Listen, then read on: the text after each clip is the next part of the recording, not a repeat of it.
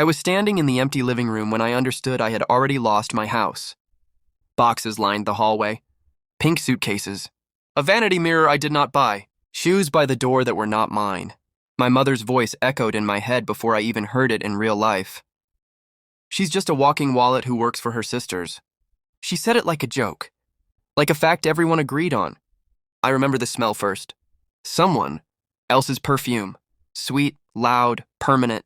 It clung to my new walls like a claim. That was the moment. The betrayal landed clean.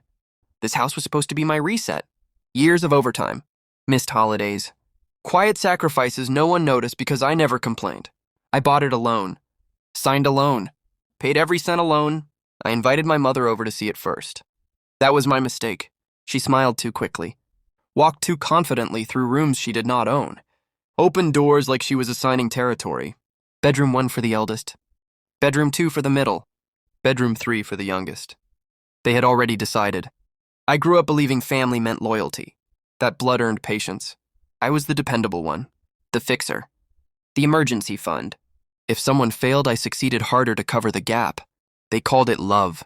I called it duty. Looking back, the signs were always there. The casual entitlement. The way my successes were discussed like communal property. My money was ours. My time was available. My silence was consent. I did not find out through a conversation. I found out through movement.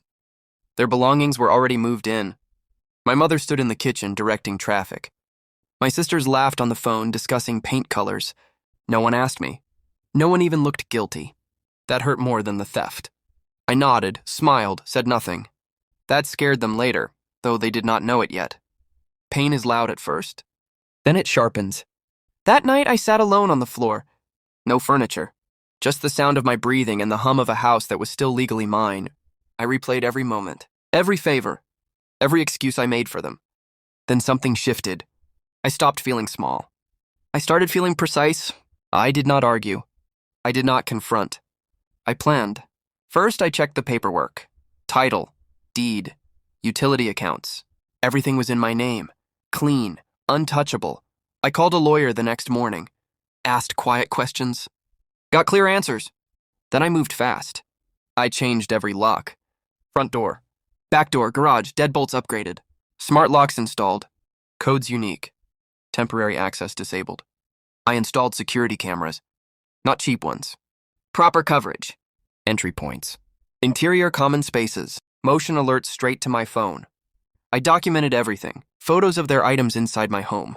Time stamped. Saved to the cloud. Evidence of assumption, not permission. I waited.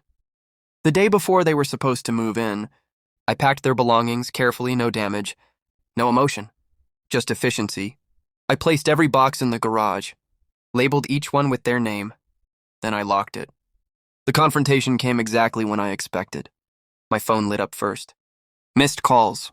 Angry texts. Confused voice notes. Then my mother arrived. She banged on the door like she owned it. I watched through the camera. Calm. Detached. Power feels quiet when it is real. When I finally opened the door, she did not yell. She demanded, "What is this nonsense?" I looked past her. At my sisters in the driveway, at the moving truck idling like an accusation. "This is my house," I said. "You never asked." Her face shifted. Not guilt. Not regret, calculation. "We're family," she said. "You have space." "You can help." There it was.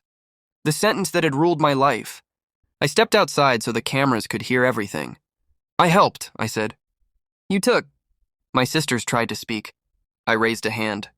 They stopped. They always did when I stopped playing my role. I told them calmly. No shouting. No insults. They were not moving in. Not now, not ever. Their things were in the garage. They had 48 hours to collect them. After that, storage fees would apply. My mother laughed. A sharp sound. "You think you can do this to us?" I showed her my phone. The deed, the legal advice. The footage. Her confidence cracked. That was the moment the power shifted. Public. Undeniable. Neighbors watched. Cameras recorded. Silence settled heavy. She called me selfish, ungrateful, cold. I let her.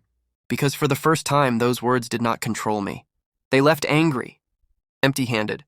Smaller than they arrived. That night I slept in my house, alone, peaceful, safe. The fallout came later. Extended family messages, guilt dressed as concern, pressure disguised as love. I answered none of it. I had already said everything that mattered. Now, when I walk through my home, it feels earned. Every room holds quiet. Every lock holds a boundary I paid for. I did not destroy my family. I stopped letting them destroy me. They called me a walking wallet. Now I am a closed door, and I sleep very well behind it.